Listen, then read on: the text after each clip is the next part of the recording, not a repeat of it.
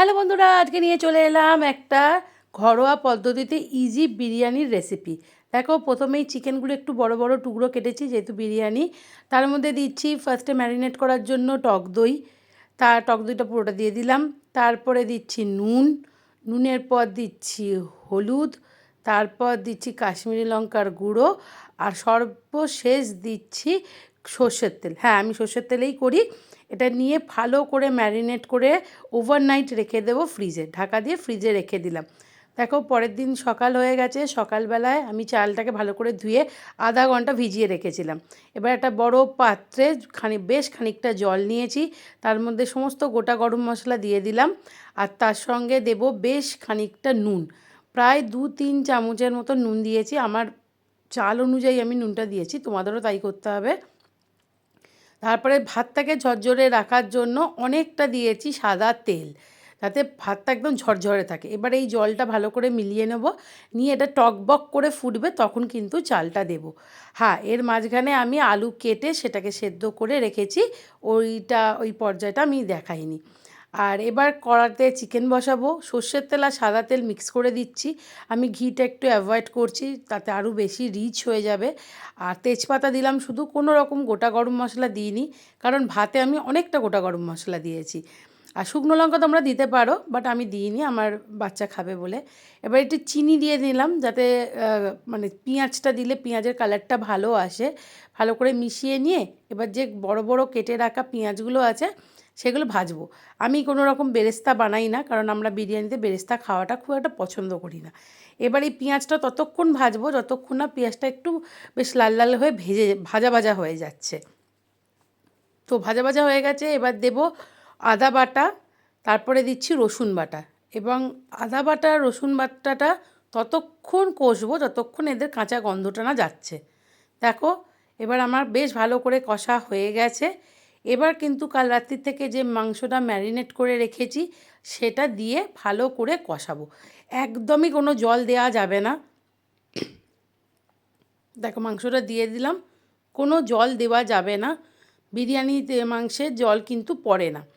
এই মাংসটা একদম ধিমে তালে আমি কষবো, যাতে এর থেকেই জলটা বেরোয়, আর এর থেকেই জলটা নিয়ে মাংসটা সেদ্ধ হতে পারে। তো ভালো করে এটাকে নেড়ে নিলাম। দেখো কতটা জল বেরিয়েছে। এবার দেখো, মাংসটা কিন্তু হাফ কুক হয়ে গেছে।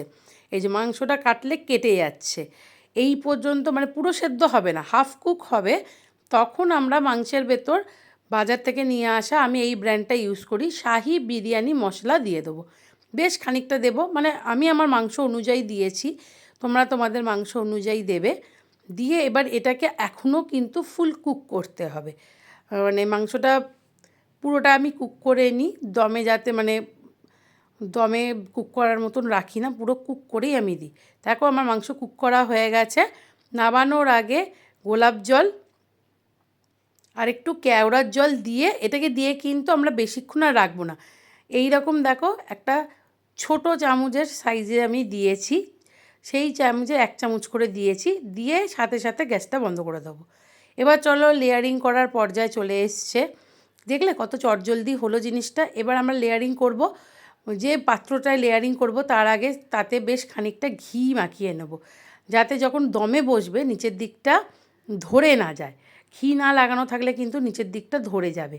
একদম ভালো করে ঘি মানে লাগিয়ে নিচ্ছি।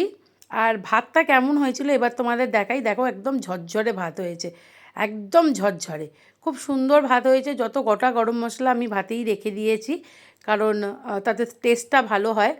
ফার্স্টে আমি চালের লেয়ারিং করছি, যাতে নিচের দিকটা যদি হালকা একটু ধরেও যায়, চালটা ধরে মাংসটা পুড়ে না যায়, সেই জন্য ফার্স্ট কিন্তু আমি চালের লেয়ারিংটা করে দিলাম। ভালো করে আমার 3টে থালা চালের লেয়ারিং হয়েছে, মানে আমি থালাগুলো করে ভাতটাকে ঝরাতে দিয়েছিলাম।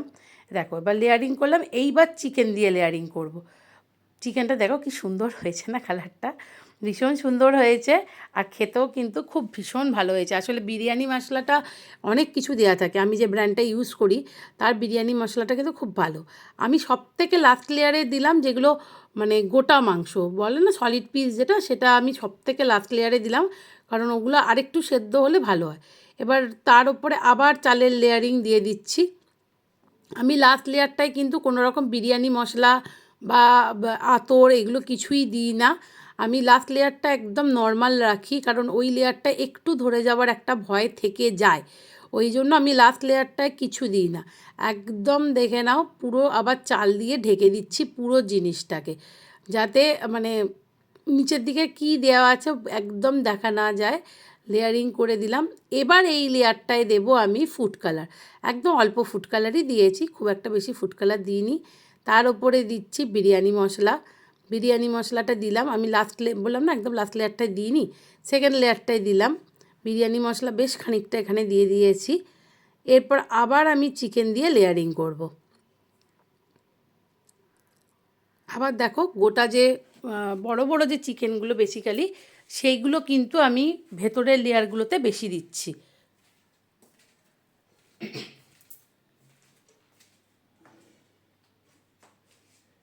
দেখো আমার লেয়ারিং করা হয়ে গেল।